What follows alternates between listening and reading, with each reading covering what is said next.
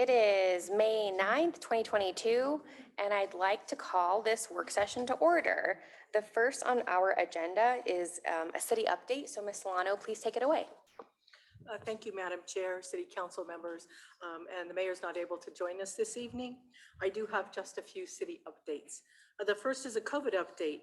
And as of this afternoon on the Colorado Department of Public Health website, the 1 week positivity count in Pueblo County was 76.00, which is up from 53.4 last week. And the 1 week positivity rate is 2.7, which is a bit up. It is 2.3 from last week. And we have 10 days of stabilized hospitalizations. I have no detail on what the patient count is in Parkview or St. Mary Corwin. But I will move on to the ARPA update. Tonight there are ordinances, a contract agreement. All the balances have been updated and there have been no changes to the totals of distributions. There is one request that will change the lost revenue and governmental services, and that will be on your agenda for resolution Q1, and it will have to do with $300,000 request for City Council to approve for trash removal throughout the city for as long as we can stretch $300,000 and still provide some cleanup along the streets that are necessary for cleanup. And now I do have the Team Up to Clean Up a flyer that I can turn over to Councilor Martinez, I think, to go through. It's going to show you here the different, the date and the places and the times of cleanup on both Team North and Team South. That is coming up on Saturday, May 21st. So let's see. Oh, here you go. There you go. Anything more to add? Well, you know, I will be covering this tonight in the council comments from President Graham and I. So essentially, if you scan that QR code in the lower right-hand corner, it'll take you to the official website of the Team Up to Clean Up, which not only has this flyer, more information, but also if you would like to volunteer, there's a whole volunteer sign-up form on there as well. We are in desperate need of very strong male and female volunteers. So if you are free Saturday 21st, there's a morning shift and an afternoon shift. President Graham has been gracious enough to buy us all shirts. The city is paying for our lunch. So if you are volunteering, that would be great. But otherwise, you basically take a truckload, a carload of trash to the CSUP location or the State Fairgrounds location, and you can dump it for free. So the items that we're looking for are things like tires, furniture, yard debris, any type of like spring cleaning. President Graham, would you like to add anything? Okay. Some things not to bring include items with Freon in it, household hazardous waste items, but otherwise I think we'll take everything else. So I'll be talking about it later during regular meeting as well. Thank you. And this flyer is available on the city's social media, the city's website, and the Public Department of Public Health and Environment website. So it should be out in the community. I don't know if you'll see it on the social media pages for the Chieftain, and I don't know if there will be a actually marketing advertising piece in the Chieftain. But we started early enough, and so it is available in a lot of different places to access the QR code. And if you're not QR code friendly, there's also a website for more information at the www.pueblohealth.org site.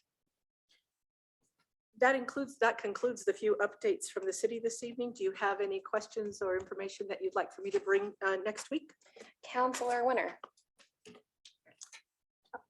Thank you, Councilor Martinez. I had a question for you.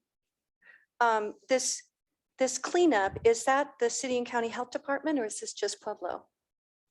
the city of Pueblo? Yeah, so it's, we're partnering with the Pueblo Health Department, Okay. but right now, because the city is primarily paying for it, it's only Pueblo City residents. Okay, all right. I know Thanks for we've done that clarifying. in the past. Yeah. In the last couple of years, we haven't. So I was just wondering, I couldn't really remember if we contributed money or not.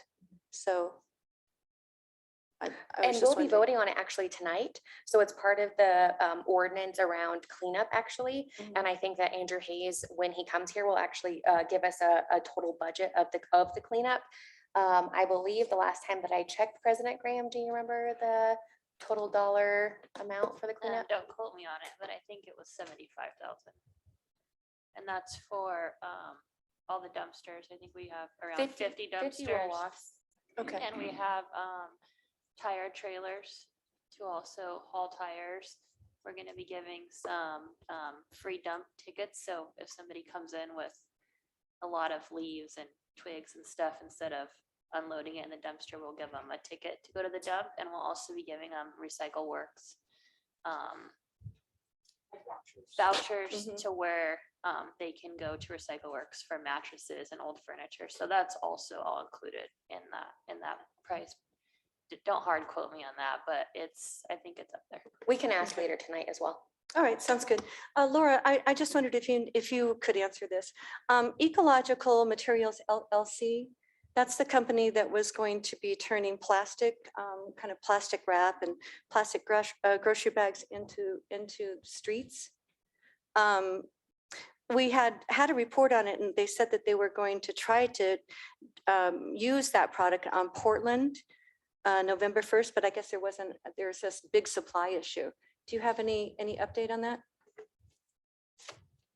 Councilor Winter, I'm sorry, I don't have an update, but you are correct. I recall the same situation and information sharing. And I will see if I can ask Andrew Mayer, our city attorney's office, if they have an update, and I'll share that next week.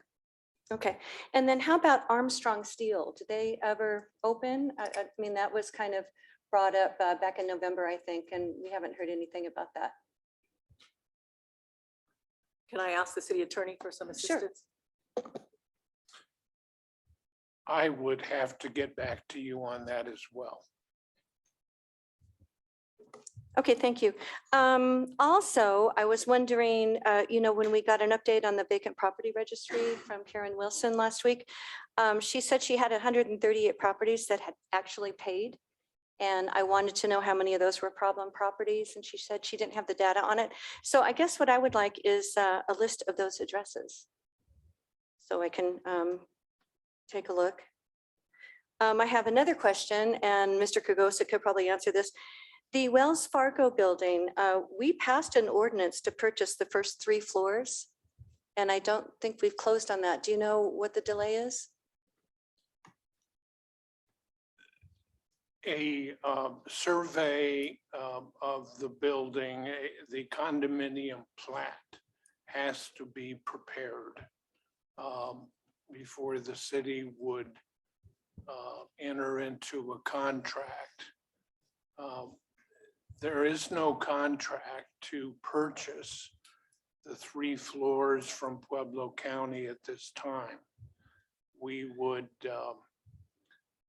have to look at the plat, and the key issue, I think, for city staff is what, in terms of HVAC and the other equipment in the building, what's the responsibility of the tenant and what is the responsibility of the condominium association?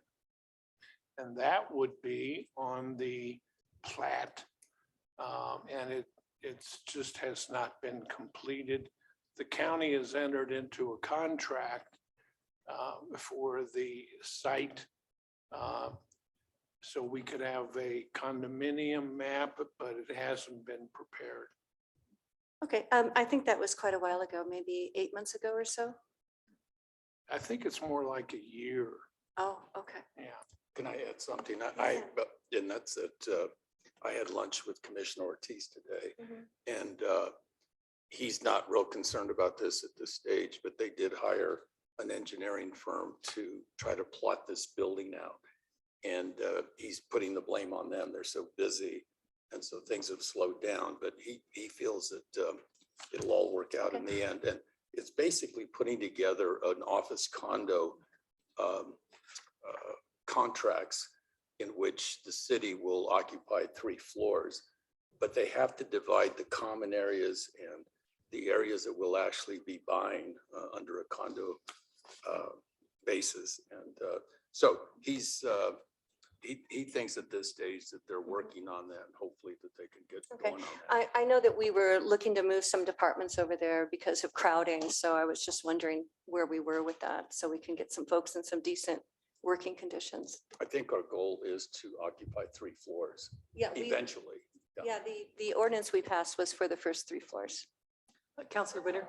Counselor Winter, I think after the city staff has met with the county staff, the floors that Public Works, the Finance Department, the Housing Department, the Planning Department have looked at are floor 4, 5, and 6 that have the space and kind of the design that would require the least amount of remodeling. And we continue to work with the architecture designers on at least the 3 floors that the city would potentially be interested in purchasing.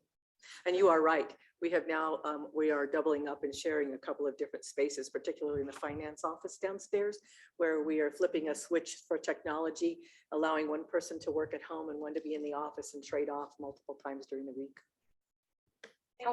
Counselor Flores. Yeah, just quickly, I've been thinking, since we're talking about cleaning up the city, I've been thinking about this for probably a year in my head, that for some reason, I don't feel comfortable with the fees that are being charged in our landfill. And you can hear stories upon stories where people actually go to Penrose or Midway to dump their trash simply because they feel the fees are just exorbitant. And we don't need to make a decision right now, but I think at some point we have the landfill contractor come to a work session and explain to us why our fees are so expensive. And if we don't have a satisfactory answer, I think at some point we maybe enter into a contract with a consultant that tells us what best practices are and what people are being charged in a community our size. Maybe at the end of the day, they're right, but it would make me feel a lot better knowing that they are. Just hearing all these stories. I heard a story of a young man that raked up his backyard, landed up with 8 bags of leaves, went to the landfill and they wanted $40. So he promptly turned around, $40 for 8 bags of leaves. So you hear stories like that all the time.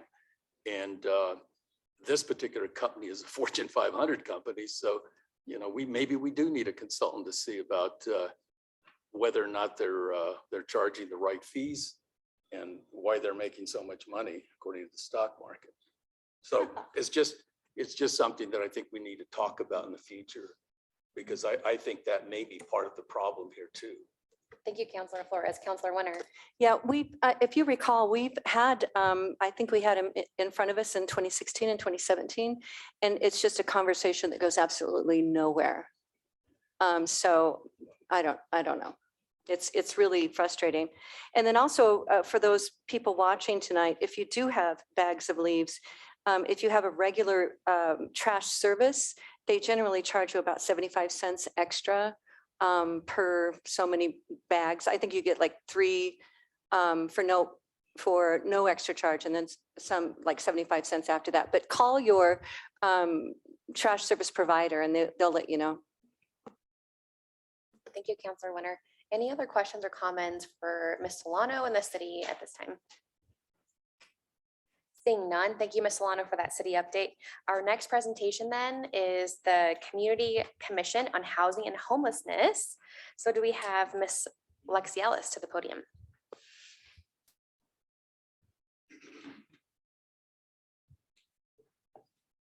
I think I'm going to get it right this time. Push the button. Thank you very much for having me tonight. As Sarah mentioned, I'm Alexis Ellis. You can call me Lexi as well. I answer to either. I am the executive director of Pueblo Triple Aim Corporation, which is a nonprofit here in town. And we are the organization that facilitates the Community Commission on Housing and Homelessness. Sarah had asked me to come to a city council work session and just kind of give you an overview of the commission, a little bit of the history, what we're currently working on, and some of the barriers that we are still facing. Do we have that presentation?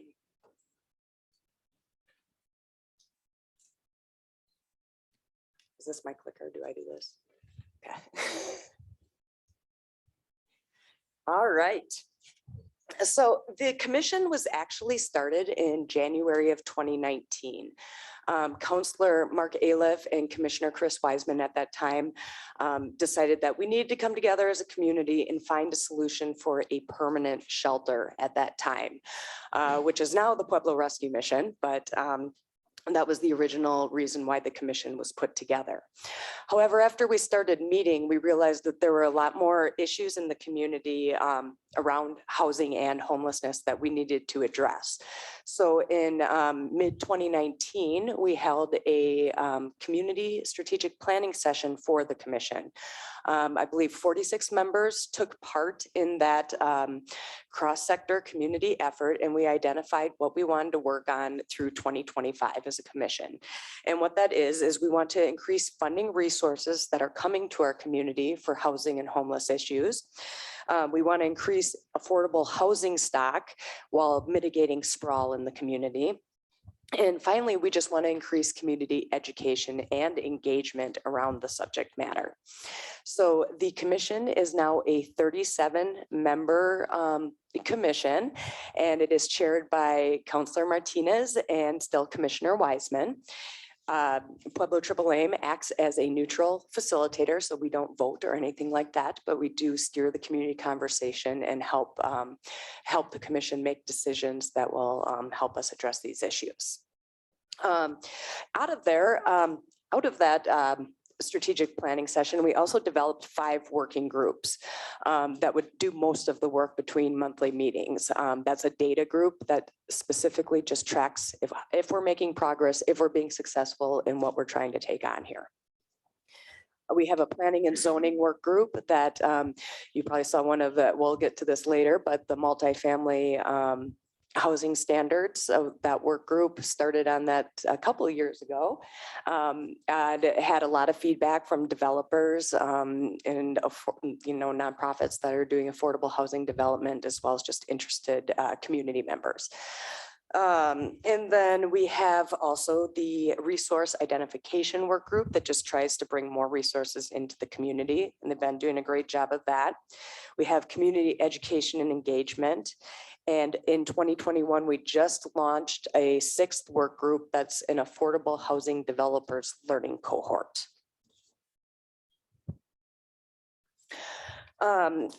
So I think that you received probably a packet of handouts from Ms. Stoller here, but that is a list of all the accomplishments the commission has done since 2019 when it came into existence. I didn't want to go over all of that. I only have 15 minutes, but I did want to highlight some of the notable successes we have achieved. Obviously, the Pueblo Rescue Mission was the big one that opened up in 2020. COVID threw us a whole new wrench. We had to make plans for 2 separate non-congregate shelters throughout the pandemic that not only were folks that are staying in the rescue mission were using, but also folks getting discharged from Parkview, Crossroads, Health Solutions, and other community organizations that had no place to put COVID positive individuals that were experiencing homelessness. The Hand Up campaign was launched last year, and we are trying to revitalize that now and work with the police department to really get more information into the community about the importance of realizing that a lot of people panhandling are scamming. It's dangerous to traffic. It's dangerous to the people who are panhandling. And your dollar goes a lot further when you text it to a serving agency here in town. Some other big ones, the housing needs The housing study and needs assessment was completed last year. And if you have not seen this housing study yet, I highly, highly encourage each of you to at least read the recommendations that came down from the consultant about what we can do as a community to address some of our housing issues and homeless issues. That is not there, but you can find it on the Department of Housing and Citizen Services website. It is on the very first page. And if anybody ever wants to borrow my copy, I will loan it to you. So we absolutely have that at your disposal. The public administrator position was also filled this year by the county. And if you're not aware of what the public administrator does, one of the key roles of that position is to move properties through probate. We had not had a person in that position for over 4 years, which causes a log jam in moving those homes, those properties through probate and then getting back into the free market for sale and being able to be lived in again. And then, of course, the vacant property registry went into effect in January.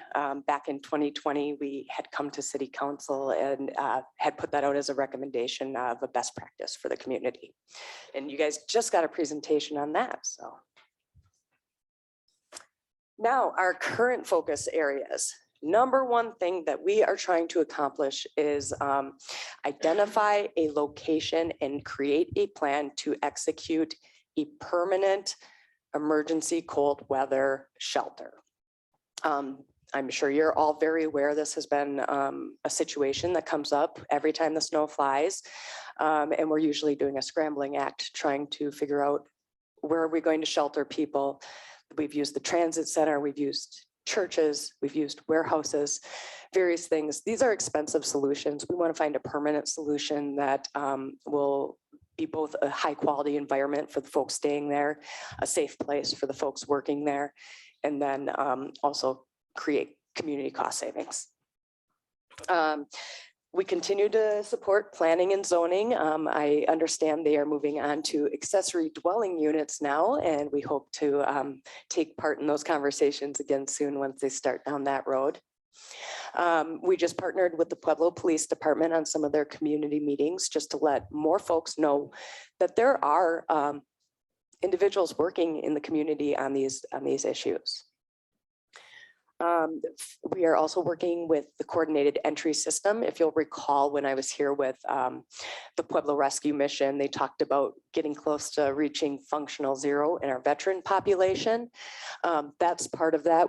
I'm actually going to a conference tomorrow in Chicago where we will hopefully be celebrated as a community for receiving or for having a quality by name list, which means the next step is functional zero for our vet population once we have housing for them. So that's a huge win for the community. And then finally, we're just continuing to collect data on the unmet need so that we can come and educate you on what is happening in our community on the ground. We know that there is more need than there are resources for folks. And it's important to really understand what's going on in our community so we can solve some of those issues. And then I just wanted to talk a little bit about the barriers that we continue to hit. This is not, this is something that is affecting absolutely every industry out there. Lack of capacity, and capacity a lot of time comes in the form of manpower, labor shortage, that kind of stuff. That's affecting all our nonprofits just as much as all the other industries. Obviously, inflation is affecting building costs, which makes affordable housing that much harder. That more subsidization needs to come into play with it. And then one of the biggest things that continues to be a challenge is NIMBY, or not in my backyard. There is one place zoned to shelter homeless folks in the community right now. And when the emergency shelter situation comes up, that's another barrier we're going to have to face of where can it be put, what neighborhood is going to allow, there to be shelter by them. That's going to be a very big issue as we continue down this path. But it is a very real need for the community. So we're hoping we can overcome that. So finally, I just wanted to open it up to questions. Thank you, Ms. Ellis. What questions are there from council? Councilor Flores. You know, when we were working on the Pueblo Rescue Mission, I think a lot of people, and especially I think for initially, I felt that was going to solve our problem in the winter too. And as it turns out, the rescue mission has really become a housing project now. It's really not a rescue mission. I think that people have lived there, some people have lived there for 2 years permanently. So it's really become like a hostel or a boarding house. And so there really is no space and no positions for the homeless to get in out of the cold with the Pueblo Rescue Mission anymore. So, you know, what kind of ideas are you guys coming up with as far as finding something permanent?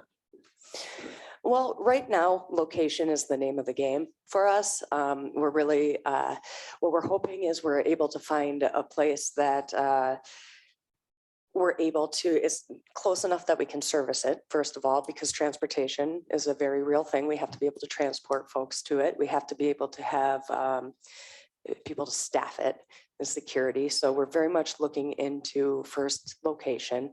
Second, fundraising for the actual support that needs to operate even an emergency shelter.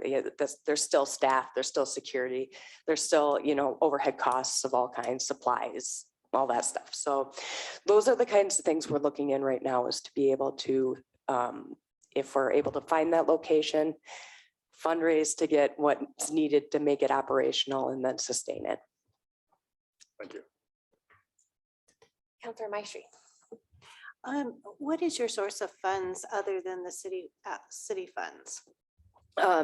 We are funded through several foundations. The Colorado Health Foundation is one of our funders, the Packard Foundation, Caring for Colorado, CHAFA, Colorado Housing and Finance Authority. And then we also have some earned income streams for other facilitation stuff that we do. Do you apply for grants? Absolutely. Okay. Yes. We were actually, the first 2.5 years that the commission was in existence, we funded ourselves. And I hear that there is a safety issue. You only have like one person per unit at night. Is that correct? And that's the Pueblo Rescue Mission, just so we're clear on the separation there. But yes, currently there is one male and one female on overnights. We are working to build up that capacity, but again, hiring is a very real struggle. Have you, how many would you say of your residents are employed? The last I heard, I believe there were about 8 that were full-time employed. And how many do you have? I do not know the current census. Again, I'm the treasurer of the board of the rescue mission. I Okay. actually run Pueblo Triple Aim, so I get monthly updates, but our board meeting was like 2 weeks ago. So I don't What's know your the exact. capacity? What's your capacity? It is 100 is the 100. capacity. And we can kind of move things around a little bit. So it's like up to 70 men and 30 women, or 40 women and 60 men, depending on the census, the current census. Okay, and it's like Counselor Flores has said, it's become like a holding place. And is it lack of city housing authority? I mean, you know, or is it obviously, is there a lack of housing, affordable housing? Yeah, there are a number of Housing authority. there's a number of things at play. I believe the housing authority's waiting list is closed and it's approximately 3 years long. Okay. So that, you know, Stephen can probably answer that better than me exact, but I believe it's around that. How many how many people a year, when you have availability through housing, how many people do you transfer into housing? a From- year, would you say? From the rescue mission, or we housed as a community approximately right around 100 people last year. Okay. Now, that was a very good year because the 35 unit permanent supportive housing, the Right Place opened, Mhm. which allowed us to house 35 folks. Okay. That's not going to happen every single year. I wish it would, but that's not going to happen. But we do, we case conference every single week. Mhm. I wish there was way more housing than there is, but, we got a lot of great organizations that are trying to address that issue as Are well. all your clients, are they eligible for housing? I believe that, yeah, for some programs, it's just a availability of programs and housing. Okay. People fall into different categories. So like veterans have a different track of housing. People who are criminally justice involved have a different tracking of housing. Folks with kids would have a different track. So, we do have the spectrum of housing, Mhm. just not enough of it. All right, thank you. Counselor Warner, did you have a question? Counselor Atencio. Yeah, I only had a couple of minutes to look at this and I just barely scanned it. And I see that your individual committees, I guess, have their idea of what to do with their purview, whatever they're going to do.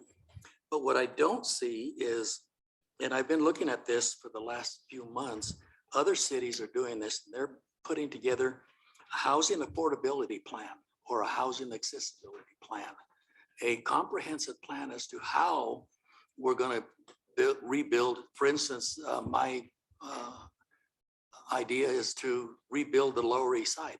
Is there any plan to do infill housing? Is there any plan to revitalize that neighborhood? I don't. I'm going to go home and read the whole thing. So I'll probably, you can call me a liar as soon as you. I'm not going to call you a liar. You're But- not wrong. but, so I may be, okay, I may be off base.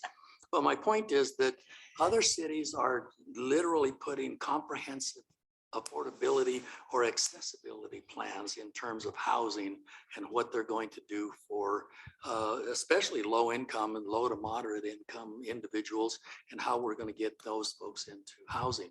And I don't mean rentals. We don't need any more rentals. I mean, we do need rentals, but my point is we don't need any more rentals. We need to put families into home ownership. And that's how they build wealth, and that's how we rebuild neighborhoods. I don't see any effort anywhere. The city isn't doing anything. Fortunately, NeighborWorks is going to build a development over on the west side, which is all fine and good, but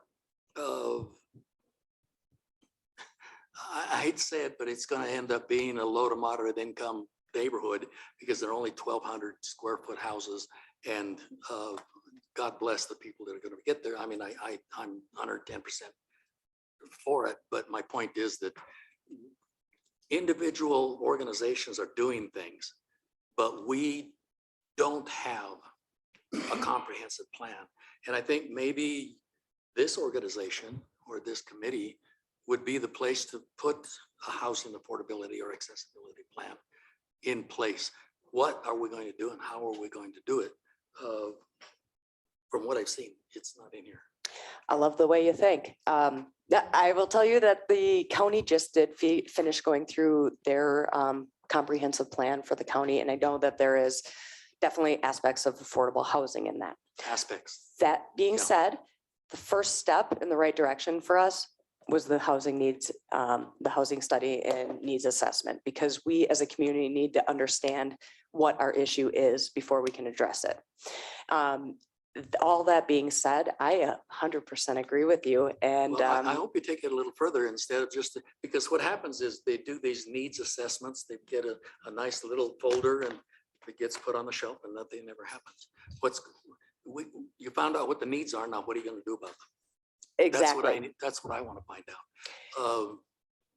And then Ms. Mestry asked about how you fund yourselves.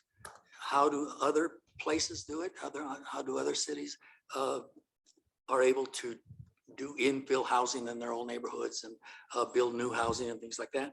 Impact fees on new developments. These new developers are coming in, building multi-million-dollar developments, all $400,000 homes, which is fine and dandy. I think we're needed, those are needed, but there's an impact on the city that this development has an impact on the city and its residents and low income.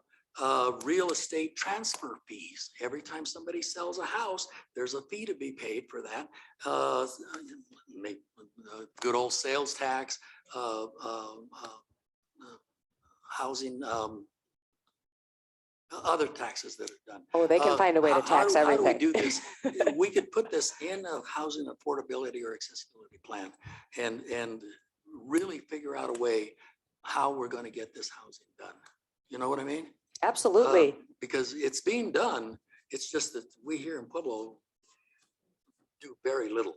And I keep saying, think bigger, Pueblo. And it seems as if people are saying, no, we don't think big here in Pueblo. We only do what's the bare minimum. And, you know. No, God actually, forbid we do anything bigger than just do a little shelter here and a little shelter there, and once in a while build a house. You know? I mean, the city itself, our housing department has built, in the time that I've been on city council since 2007, 3 houses. You know, affordable homes. You know, I mean, really. Anyway, and let me encourage you to go further and do a housing affordability or accessibility plan after your needs assessment is done, and really do something rather than, because I know what's going to happen to that needs assessment. It's going to get put on the shelf. And I'll next year, probably keep 5 years being from the now, we'll be squeaky doing wheel the at same city thing. council saying, look at the housing study. No, I do appreciate that comment a lot. And I do just want to put out there for you that while Sarah and Chris Wiseman chair the commission, if you have, things that are coming up and you want to see them addressed in this community around housing and homeless issues, please reach out. I don't have a magic wand and I don't have unlimited funds, but I definitely can get the community thinking about what a real solution for us would be. I just gave you some. I got it. I gave you some too, by the way. It's So recorded. It sounds like that Counselor Atencio needs to be invited to our next meeting to inspire us all. Counselor Martinez Ortega, did you have anything? Lexi, I just want to thank you all and thank Mark Aliff and Commissioner Weissman for starting this group. I think that you all have had tangible wins thus far. And when she says that she's willing to listen, one thing that Lexi and I started talking about is the lack of a homeless shelter or a homeless shelter for young people themselves. And I know that we've already had several meetings about that. So Counselor Atencio, your needs have been noted, and I promise you to take it to the next meeting. And I can't wait to come to, in 6 months, be like, Counselor Atencio, look what we've done. So any other questions or comments? No. Okay. Thank you so much, Ms. Ellis. Thank you for your time. Yeah.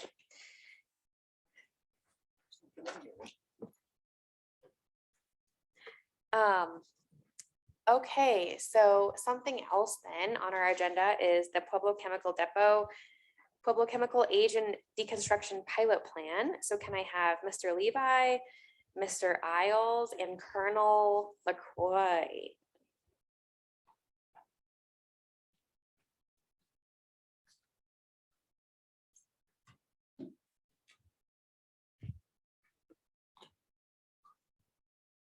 Yeah, so it does look like the mayor's chair is available if you want to bring over the mayor's chair. And so that way you three can approach the dais at the same time. And whenever you guys are ready. Thank you for allowing us to be here tonight. I'm Walton Levi. I'm the government site project manager. This is Mr. Todd Ailes. He is the systems contractor project manager, and neatly disguised here is Colonel LaCroix, our installation host. So we appreciate the opportunity to come update you where we're at on the project. As we looked at the calendar, it's been 3 years since we've been here. COVID kind of got in the way and interrupted a lot of our speaking engagements and public involvement So we really appreciate the opportunity to come back. So if we could get our presentation, we'll let you run that because it's got buttons. So one of the things we wanted to do is just kind of quickly go through the history of where we're at and what's going on. So the original plant was a neutralization biotreatment plant. It started operations in September of 2016 and has been running really well for the last, I guess that's 5.5 years. We did run into some issues with the plant. It's really with the munitions. Our main plant is a reverse assembly. So we take the munitions apart in the reverse order they were put together. But we've run into some issues where the munitions are decades old. Most of them were made in the 50s and the chemical agent was made in the 40s. So some of the munitions are stubborn and didn't want to come apart safely. So we had to go out and find an alternate technology to deal with those munitions. So as you can see here, just recently, we started operation of our second technology called the static detonation chamber. That began agent operations in February. So just very recently, and we're working with the state of Colorado, the Department of Health on the permitting and the operational parameters of those facilities. So again, taking apart munitions, especially old chemical munitions, is a hazardous job. But we have a highly trained and skilled workforce, something we're very proud of. And we'll actually talk a little bit about that in a minute. So our lost time work rate, very low. Our workforce is very cautious. Our procedures are very well written, and a lot of our plant is automated. So as much as we can, we take the human element out of it and use computers, robots, and those things to do the dirty work.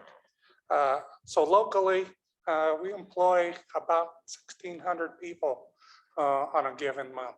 So not a small endeavor. And we probably, with vendors stuff, it's probably closer to 2,000 we support on a monthly basis. A lot of those are local hires. We were very fortunate to get about 750 of our staff local hires. We have a lot of interest locally coming to work for us. Again, they learn a good skill, learn how to do it safely.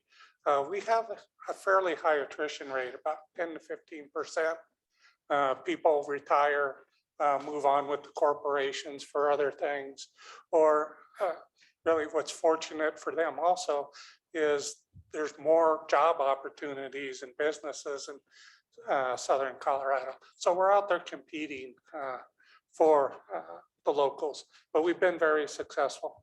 And then we do have a contingent that comes from those other counties around us, most notably from El Paso County and Colorado Springs. So locally, our payroll to date, about $2.5 billion. So we've made an impact locally. But all good things must come to an end. And so we are getting to the end of our mission, which is good for, in one respect. These munitions have been here for almost 70 years. So getting rid of that legacy is very good. But again, we're going to have a workforce that's in need of employment here in starting next year. So that's when our operations will end. We will have about 2 to 3 years of decommissioning the plant and getting it ready for we're probably going to leave parts behind and tear down some. But starting next year, we're going to need to find a home for a good deal of our workforce, and we're actually working on that. So next slide, this is our favorite slide. So the depot started with a little over 780,000 chemical munitions. So to date, we've destroyed almost 637,000 of those munitions safely. So that's roughly about a little over 81%. More importantly, we've destroyed over 86% of the chemical agent itself. So again, the depot is much safer and the community is much safer.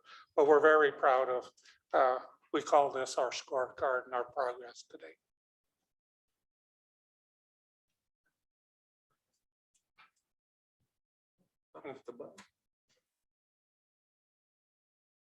There we go.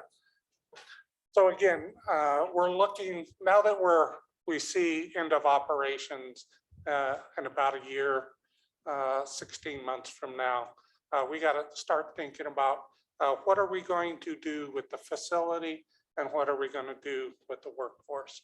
So those buildings and facilities that were directly involved in the chemical agent destruction, we're going to tear those down.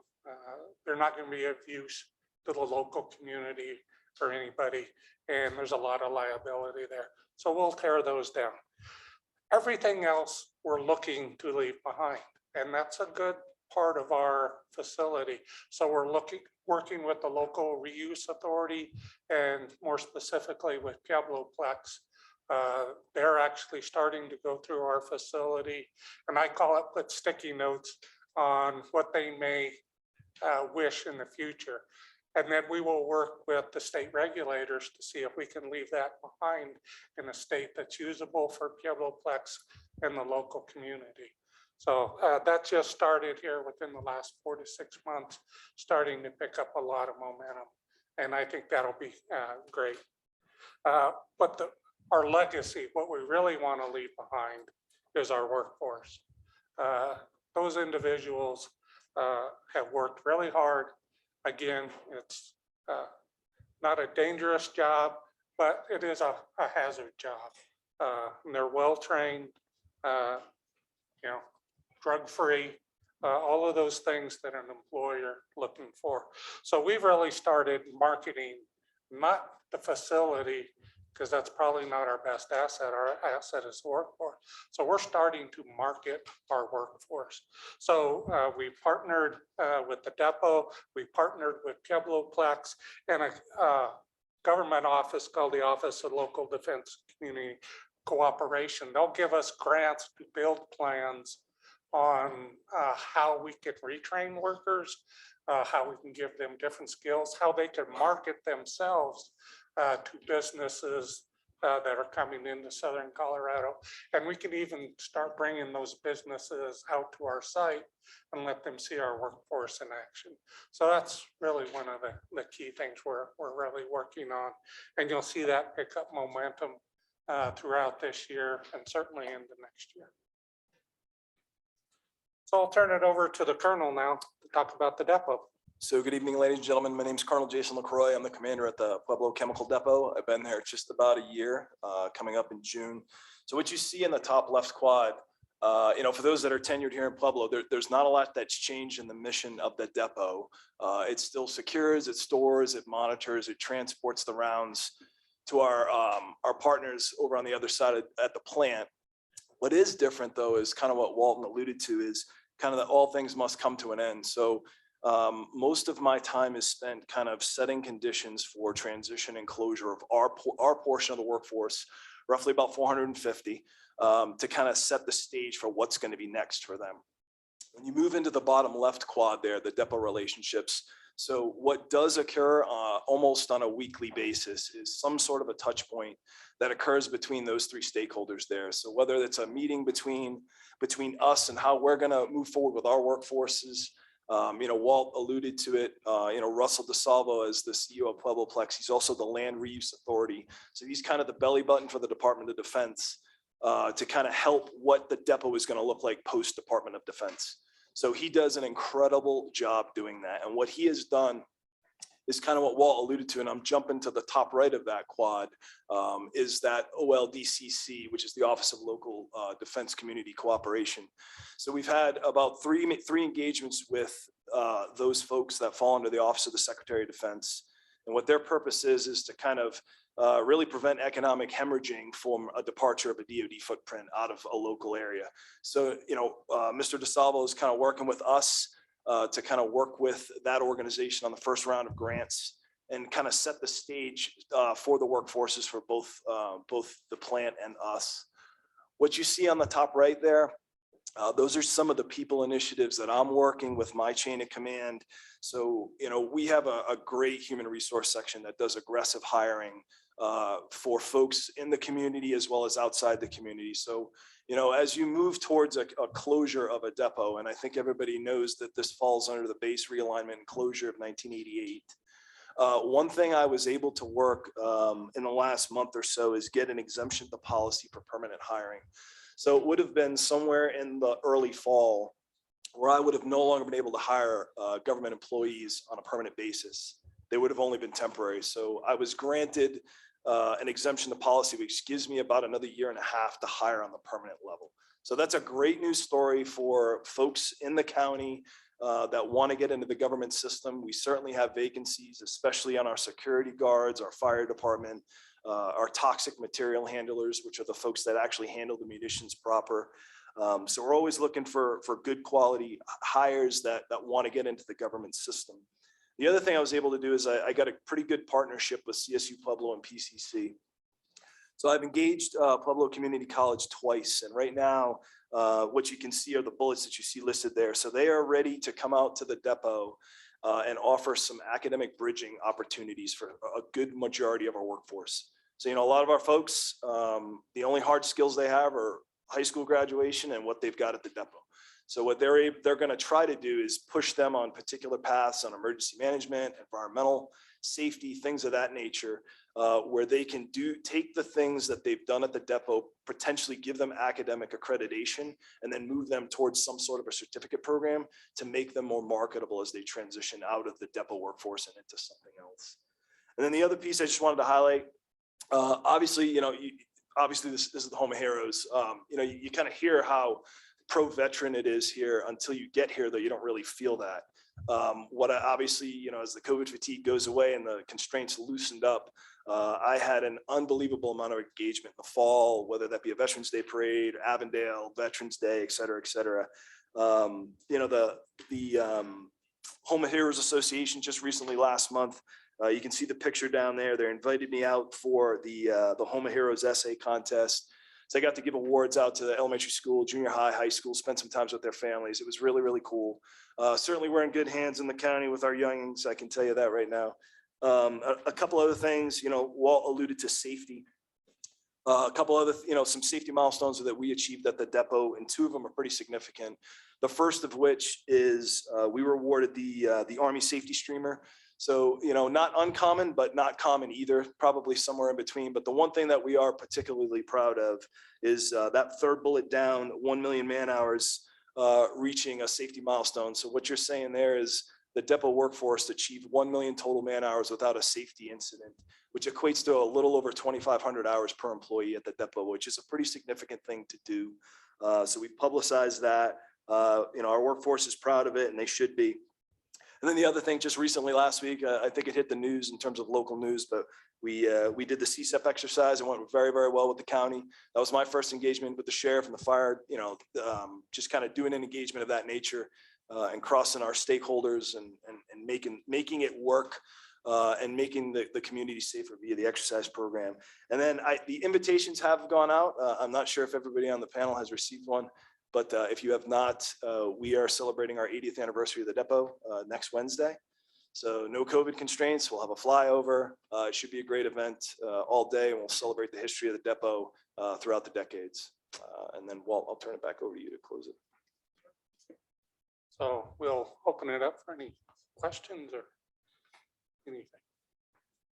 Thank you for all that information. What questions are there from council? Councilor Flores. The buildings you're going to leave behind, do you have any idea of the square footage? No. In the aggregate? Our facility is about 88 acres. So a lot of that is industrialized, built on, so it'll be a substantial footprint. Yeah, President Graham and I get to serve on the PEDCO board, and that seems to be a priority right now nationwide in us trying to bring economic development in the communities. There's a lot of people looking for storage area and buildings that can, satisfy their needs. So at some point, we need to talk about that. Yeah, so again, a lot of the things we'll leave behind will be like our control center that operated the plant. So we'll take the plant down, but the control center will be there. We'll leave behind our medical facility. It's a advanced life care facility. We'll leave that. We have a laboratory, state-of-the-art laboratory. So there's a lot of things we'll leave behind. We'll leave behind likely our water recovery system. Again, water is very precious, so we recycle about 90% of the water we use. We'll likely leave that facility behind. It has a wastewater treatment element to it that somebody could come in and hook an industry up to it. So we'll leave it behind, likely a lot of functional and useful infrastructure. As you know, the city invested quite a bit of money through our urban renewal to help build the new steel plant, rail plant at Avra Steel. And it appears that, I keep hearing that they're struggling hiring, qualified people to go work in the plant. How do you go about looking for those opportunities? Because it sounds like you're dedicated in trying to help the existing people find a job somewhere. And the question is, how are you getting together to find those companies that might need your people when you leave? The Pueblo, the PCEDC, the Economic Development, have been out there. We've been having multiple meetings with them about what businesses they're potentially bringing in.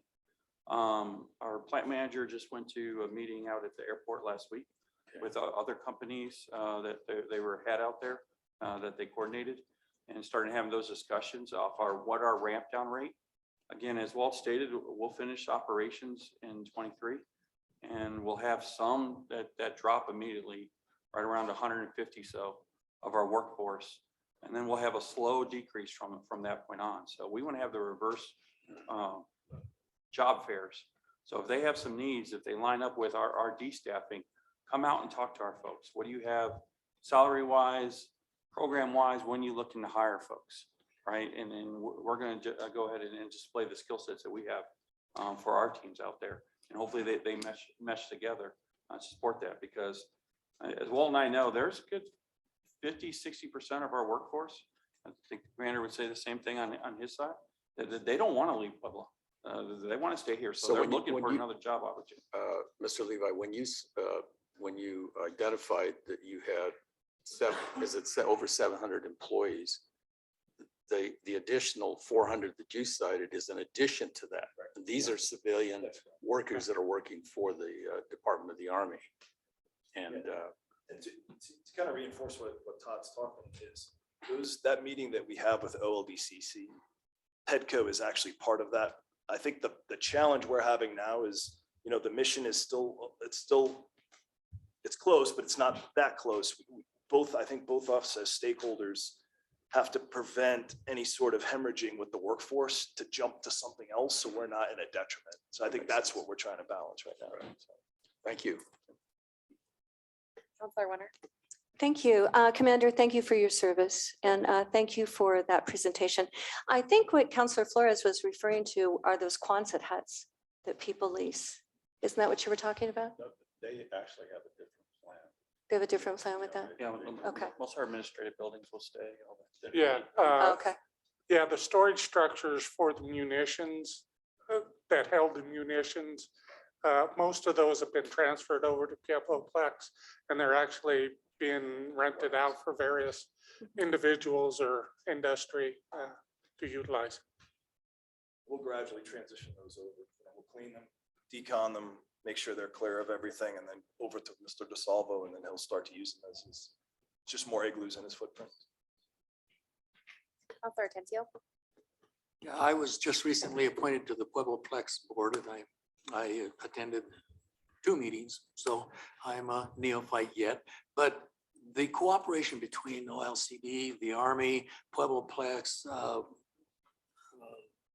the city, everybody is, it's astounding. I really like the idea that everybody's on the same page, basically. And you're right about the employees out there. If the chemical disposition goes away in 2023, there's going to be a lot of people that are going to be out of a job.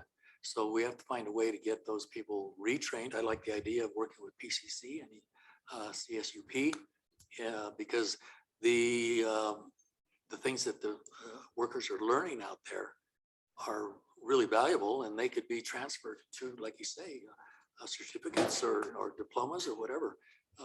So I really like that idea.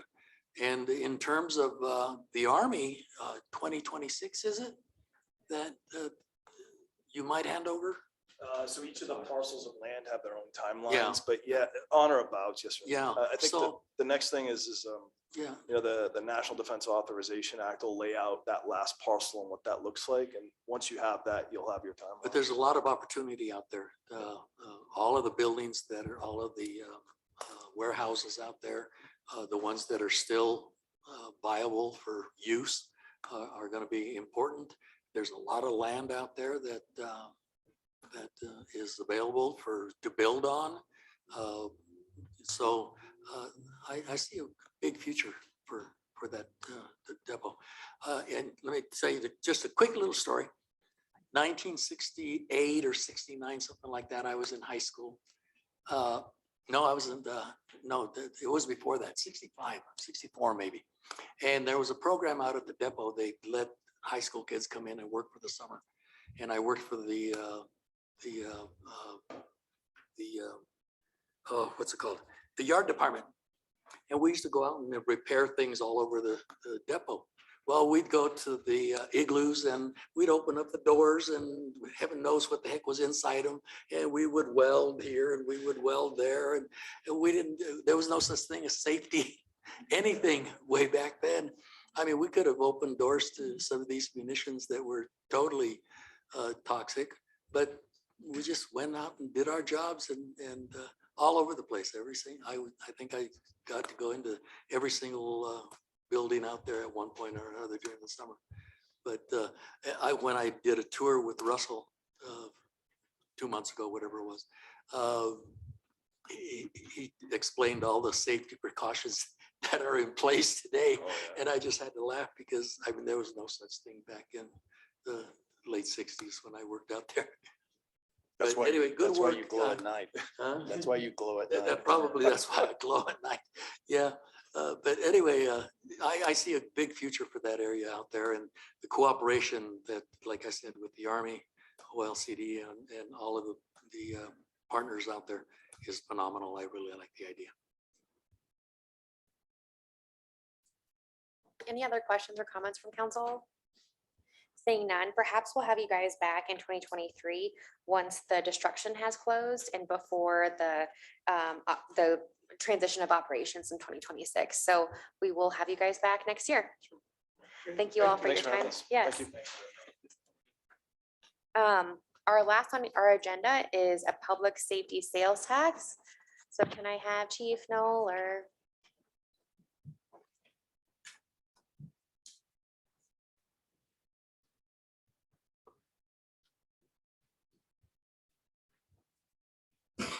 And for the record, can you please state your name for the record? No, not you, Chief Miller.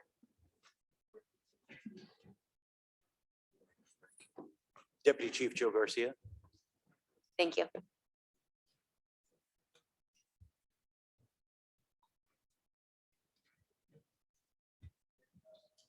Chief, whenever you're ready.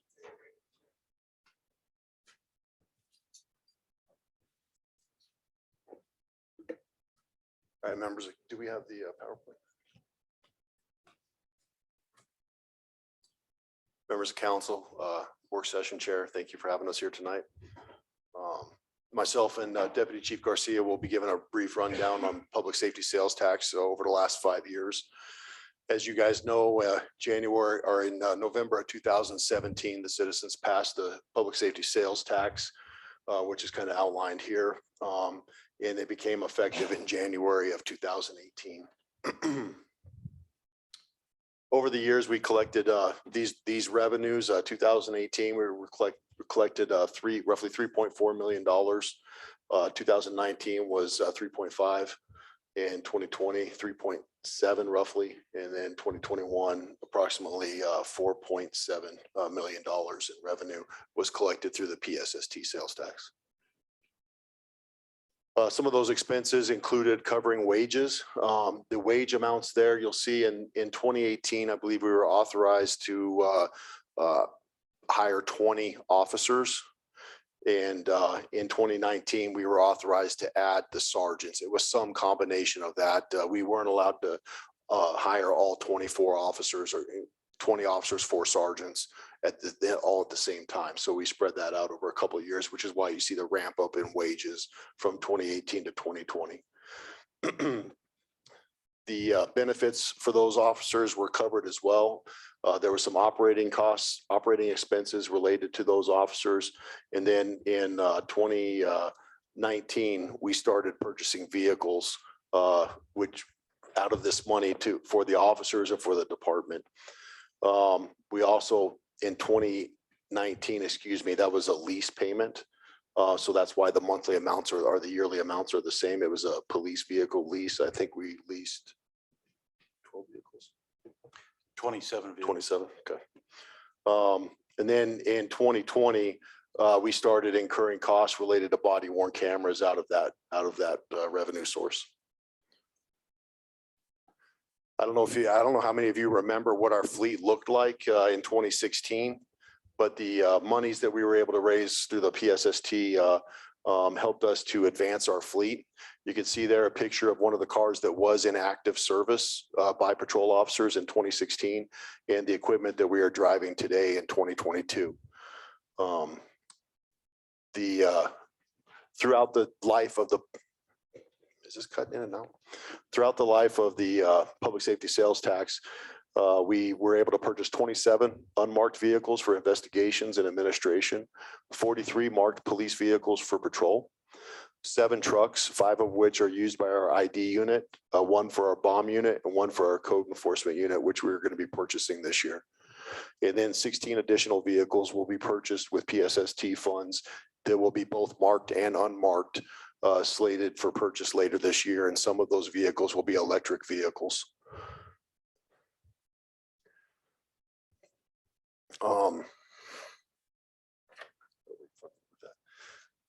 We've also purchased 190 Axon body worn cameras that are issued to both police and code enforcement.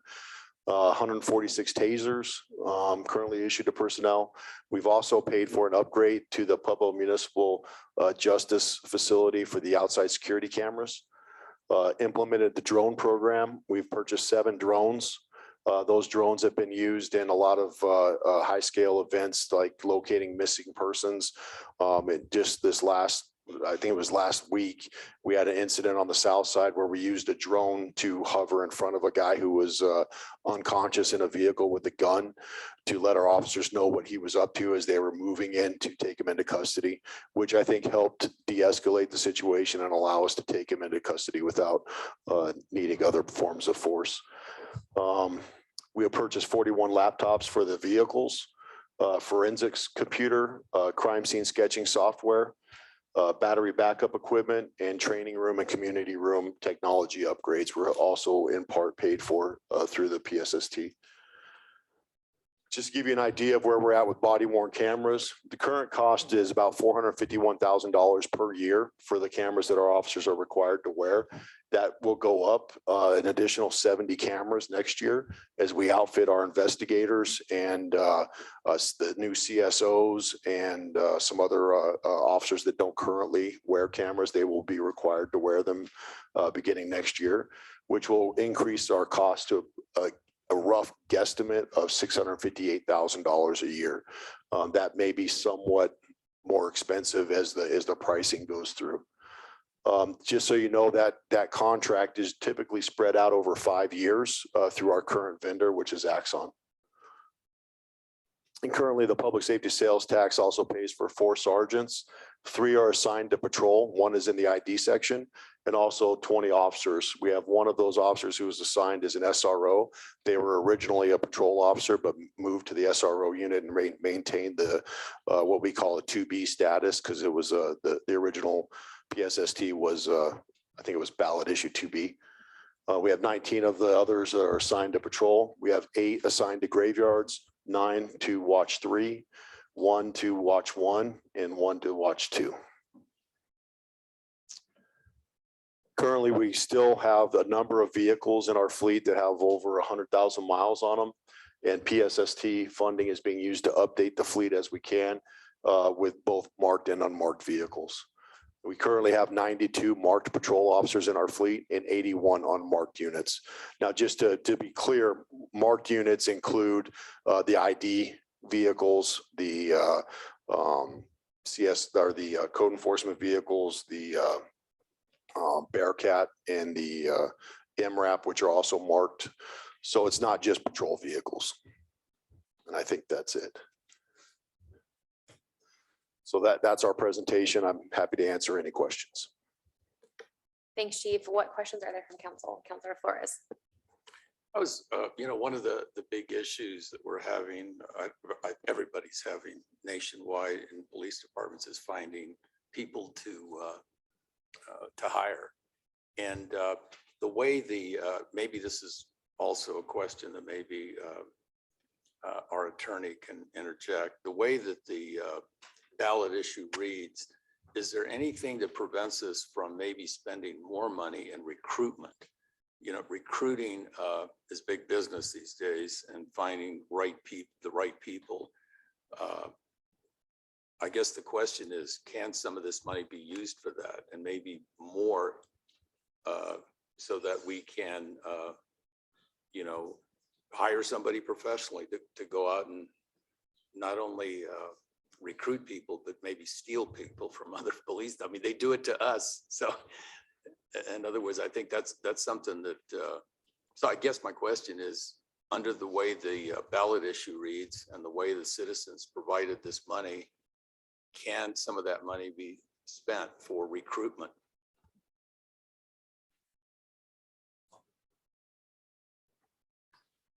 Well, at the outset, let me say that Councilor Winter gets all the credit for this ballot issue.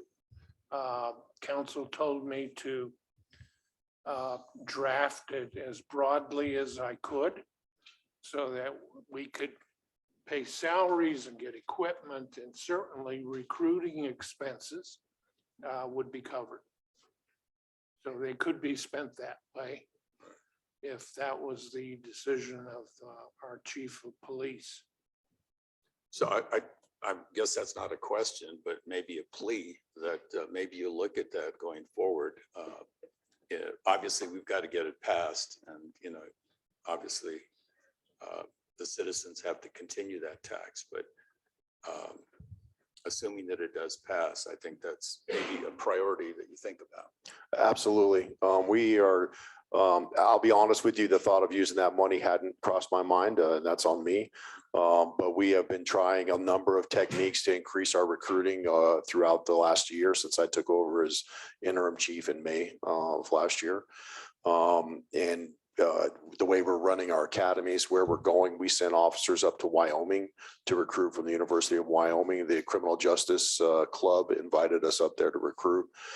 We are going to events in Colorado Springs, Denver, here in Pueblo, out east. I think we've been to a couple of events out east in the last 12 months.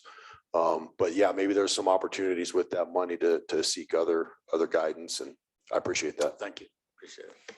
Councilor Winter. How are you? I'm good. Good, good. We had a work session, and we had the Civil Service Commission come and talk to us mainly about how it takes so long to get somebody hired. And I think the average was just about 200 days.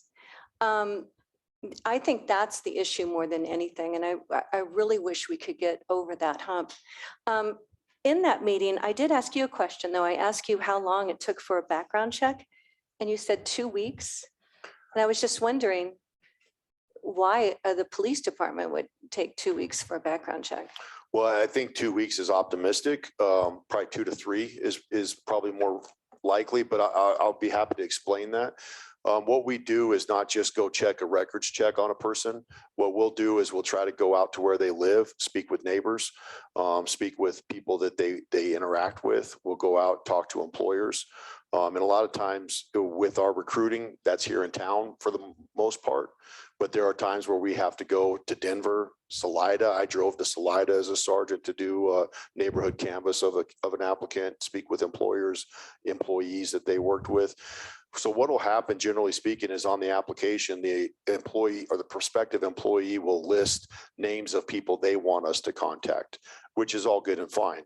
But the goal is to find out other people that maybe they didn't want us to talk to, if that applies to that individual. So we'll ask people when we talk to employers, is there anybody else that we should speak to? A lot of times we'll go talk to neighbors and they'll be like, yeah, they're great, they're quiet, we never hear anything. Sometimes they'll tell us things like, we hear screaming coming from the house, they're always fighting. So being able to go out and meet with those neighbors and talk with them face to face, we can gain a lot of information on prospective officers that are going to serve this community. So it does take a little bit more proactive approach. We don't have a team of background investigators that just do that. So we're pulling sergeants off the street to have them go out and do those tasks, to do the background checks. And generally speaking, when it comes to patrol officers, we have sergeants do it so that a future peer is not doing the background check and they don't know necessarily stuff about that peer that they shouldn't. So I don't know if that helped explain a little bit more how broad our. Yeah, it does. Thanks. Again, you're kind of down when you're looking at 200 days to get hired, you're down to those people that just don't want to leave Pueblo. I think in some cases that's probably true. But what happens is we have a testing process and we go through this testing process. I think this year so far we've had 2, we had 1 late last year. So 3 in the last 6 to 7 months. So we're regenerating that list with new people each time we do that test. What I will say is at this stage, when I first got hired here, there was probably 400 plus people that applied for, at the time, it ended up being 4 jobs. There was 2 days of testing and we kept that list for, I want to say 2 years. So when you got to the 2nd year and you've already gone through this list, then you're dealing with maybe some people that couldn't get hired on other places. But our lists only last a year. And the way the shallow pool that we have, we're almost exhausting that list by the time we fill the academy that they're going to be in. So we are in a position where we have to retest. I'll be honest with you, I don't know that I could run academies any faster than we are right now. We started an academy in January. We just had an academy graduate in March. We're going to be starting another academy in June. We're going to start another academy in October. My staff is being run ragged right now trying to run these academies. And even if we shorten the hiring process, I don't know that I could run the academies any quicker to get them in there at this point.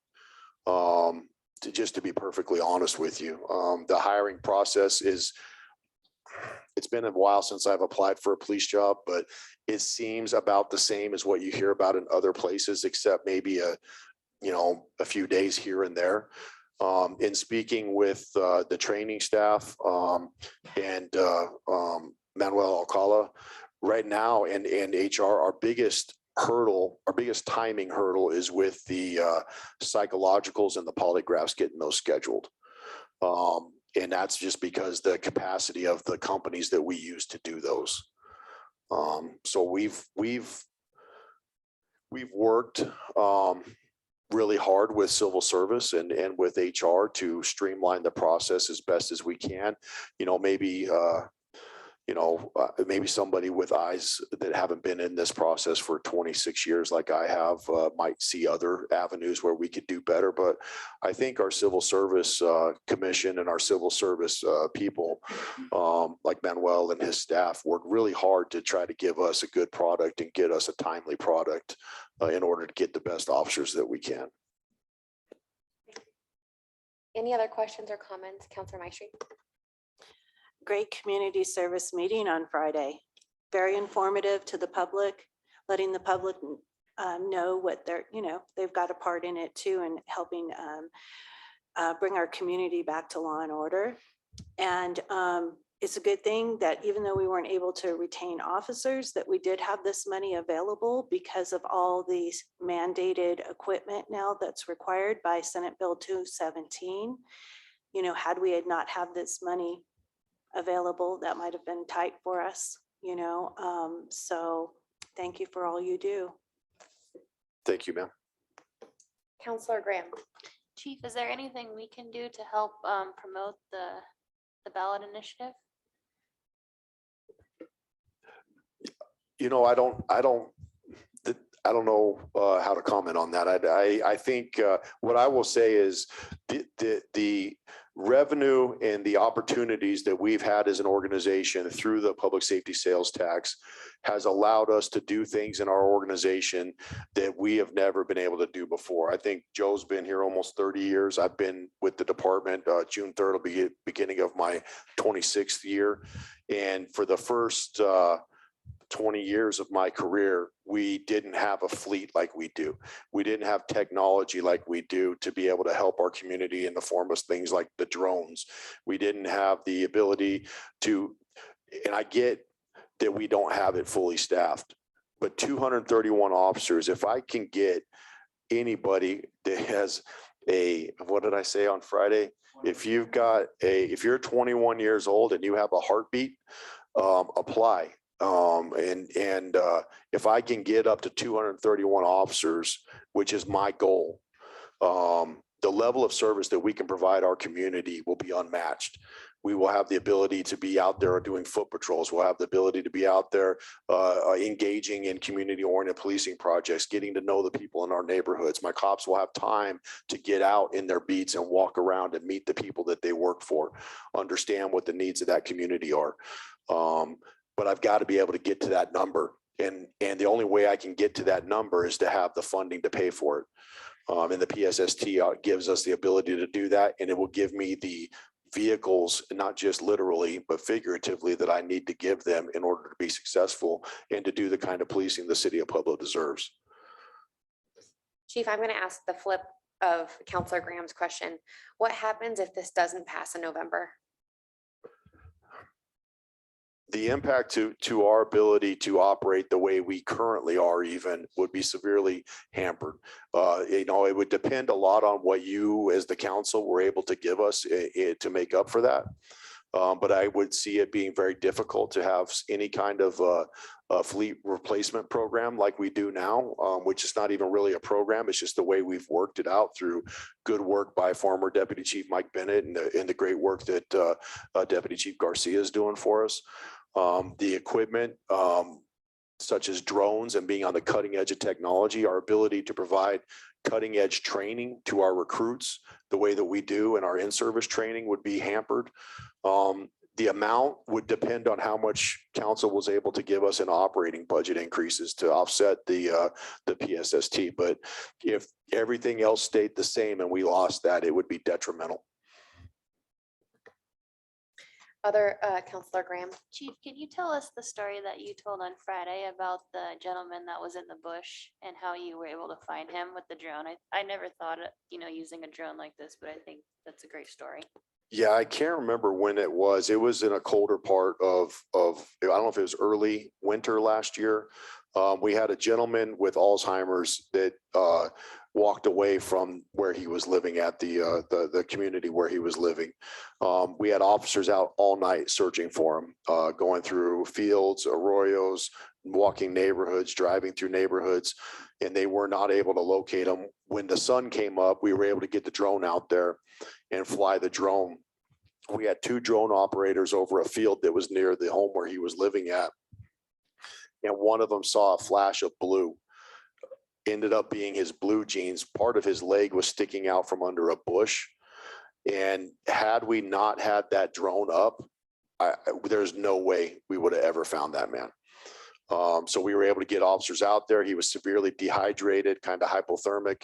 We were able to get rescue out there, get him fluids and get him back to where he needed to be.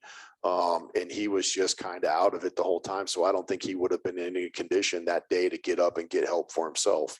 So having that kind of technology and when you look at law enforcement and where we are at right now compared to where we were when I came on to into the profession in 1994, I can't imagine without the PSST, the technology that we would potentially lose out on that could make us even better in 5 or 10 or 15 years as we move forward.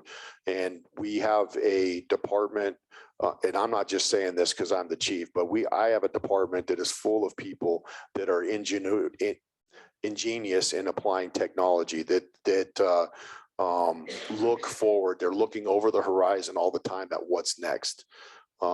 You know, I think if you look at the things that we've done as an organization over the last 10 years, and you look at some of the national events, George Floyd, some of the other tragedies that have happened, and you see that before George Floyd ever happened, we had stopped using carotid holds.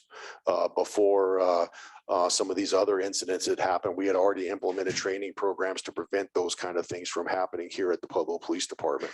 We're not perfect. And unfortunately, we probably never will be perfect, but we are doing the things that are going to make us one of the cutting edge departments in the state of Colorado. And that's my goal as the chief, is to push us that way, and that PSST will help us get there. Councilor Flores. Isn't it true that we were one of the first departments in Colorado to use cameras too? We were either number 1 or number 2. We were in the top, I'll say top 5 just in case, but we started in 2014. Right.